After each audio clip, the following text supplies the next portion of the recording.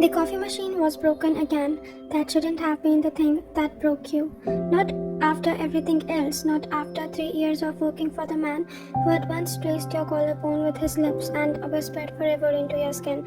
Not after 2 years of watching him pretend you didn't exist. Not after 6 months of him finding new ways to make you suffer late nights, impossible deadlines, project designed to fail so he could stand over your desk and tell you exactly how disappointed it was. But it was the coffee machine. You stared at the blinking red error light and something inside you cracked. Ryan, his voice came from behind you. Cold, flat, the voice he used for employees he was about to fire. My office, now. You didn't turn around because if you looked at him, at the sharp line of his jaw, at the tattoo speaking from his collarbone, at the eyes that hold once looked at you like you were the answer to every question he had ever asked, you would fall apart.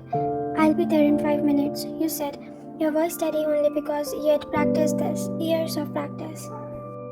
Years of swallowing your feelings until your throat burned. Now means now, Ryan. Or have you forgotten how many works? Breathe. You turned. Walked past him without meeting his eyes. The walk to his office was 37 steps. He had counted, and you had too. You counted every day because counting meant you weren't thinking about the way his cologne still smelled like home, or the way your heart still stuttered and stuttered every time he said your name. The door clicked shut behind you, he said, already behind his desk, already not looking at you. You sat. The leather chair was cold. Everything in this office was cold, including him, especially him. The Henderson account, he began, flipping through the file. You're behind. I'm not behind. The deadline is Friday. It's Tuesday. The deadline was moved to tomorrow. I sent an email. You pulled out your phone, scrolled. Nothing. I didn't receive. You are calling me a liar. No, your jaw tightened. I'm saying that there might have been a technical issue. I'll have the report to you by the end of the tomorrow. End of the day today. That's impossible, Jungkook. His head snapped up, his eyes dark, endless, furious, poured into you. What did you call me? Shit. Mr. Jeon, I meant Mr. Jeon. Mr. Jeon is my father. You will address me as Sir or CEO Jeon. Are we clear? Crystal, you stood grabbing your laptop. I'll get started on the report. Sit down. I have work to do. I said sit down, Ryan. His voice dropped. Quiet was when he was more dangerous. He walked around the desk, leaned against the edge, looking down at you like you were an insect he hadn't decided whether to crush. You've been sloppy lately, he said. Mistakes, missed deadlines. You showed up late 3 times last week because my car broke down. I don't care about your excuses. I care about results, and your results have been unacceptable. He tilted his head. If I don't know better, I think you are trying to get fired. Maybe I am, you wanted to say. Maybe I can't stand another day of watching you pretend in a stranger. Maybe I'm dying slowly in the building and you're too busy hating me to notice. What I think is that you've forgotten comfortable. You think because of our history that I'll go easy on you? I've never thought that. Good, because I won't, he turned. You're staying late tonight. Everyone else can leave at 6. You are here until the Henderson report is on my desk. Finished and perfect. Understood? Understood. Get out. You stood, walked to the door. Your hand was on the handle when he spoke again. Ryan, he stopped. Didn't turn. You used to fight back more. What happened to that fire? You closed your eyes. You thought. You burned it all down and left me in the ashes. I learned my place. You said quietly and walked out. Behind you, you heard something shatter against the wall. By 6 p.m., the office was empty. Everyone else had fled to their homes, their family, their lives that didn't revolve around a man who radiated cool like a dying star. You were alone in the glass wall conference room, surrounded by spreadsheets and emails, and sinking feeling that your body was about to betray you. It started as a whisper, a dull ache, low in your abdomen. You ignored it. You had learned to ignore the pain, physical and otherwise. But the whisper grew into a conversation, and the conversation grew into a scream. By 8 p.m. you couldn't sit anymore. You placed the conference room one hand pressed against your stomach and other gripping the edge of the table. Sweat beaded on your forehead, your vision blurred at the edges. The cramps weren't just cramps anymore. They were a knife, twisting, grinding, reminding you that your body had never been your ally. Not now, you begged, silently.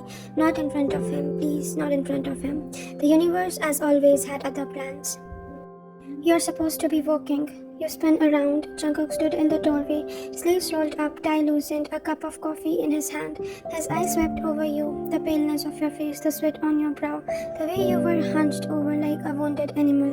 I'm walking, you said, your voice thinner than you wanted. You're pacing. I think better when I pace.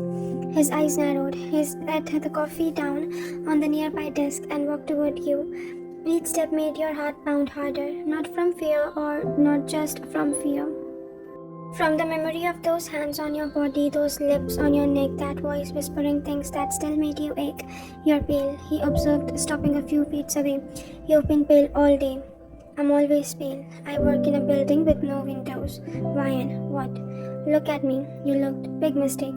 He was close enough that you could see the flecks of gold in his dark eyes. The tiny scar on his chin, the way his jaw tightened when he was trying to feel something. Are you sick? He asked. No. Then why are you shaking? Because you're looking at me like you care, you thought. Because for 2 years I've told myself I hate you, and look, undoes all of it. Because my body is falling apart and all I want is for you to hold me, and I hate myself for wanting that almost as much as I hate you for making me want it. I'm fine. Can I go back to work now? You're lying. I'm not. A cramp hit hard. Your breath caught, your hand flew to your stomach. Your knees buckled and Jeon Changko caught you before you hit the floor. His arms were around you, his chest was against your back. His hand was pressed flat against your stomach, right where the pain was worst, and the warmth of his palm was the only good thing you had felt in months. Ryan, his voice was different now. Not cold, not flat, afraid. What's happening? Cramps, you gasped. Just cramps. I get them. Bad ones. I'll be fine in a minute. Cramps don't make people pass out. I wasn't passing out. I was kneeling. On the floor? Floor is comfortable. Ryan. He turned you around gently, so gently that it broke your heart. His hands were on your shoulders, steadying you, and his eyes were scanning your face like he was memorizing it. When was the last time you ate? You couldn't remember. Yesterday, the day before? Food had become optional somewhere between the 80 hours of work and crying yourself to sleep. That's what I thought. His jaw tightened. He pulled you towards his office, his private office, the one with the couch you had spent so many nights on during happier times. Said, I have work. The work can wait. You said the deadline was. I lied about the deadline. You froze. What? He pushed you gently onto the couch, not gently enough that you missed the anger vibrating through him. I lied. The deadline is still Friday. I wanted to see how far I could push you. The betrayal hit harder than the cramps. You made me stay late for no reason. You watched me work myself into ground for a deadline that didn't exist. I wanted to see if you'd break. Why? He knelt in front of you, his hands finding your stomach again. His touch was warm, circling, massaging the pain away with movements that felt almost tender, almost like remember it, because you left me. He said quietly, you walked out of my apartment 3 years ago and you never looked back.